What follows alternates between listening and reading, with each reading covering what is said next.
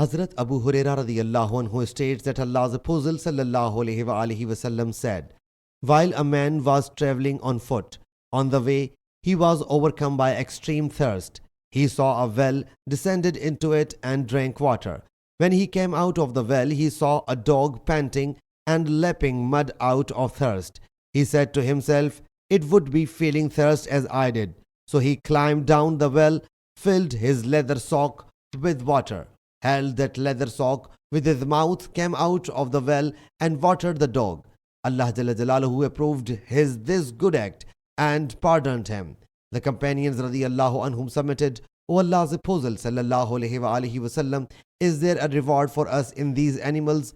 He sallallahu alaihi wasallam said, there has a reward in every living thing having a live liver.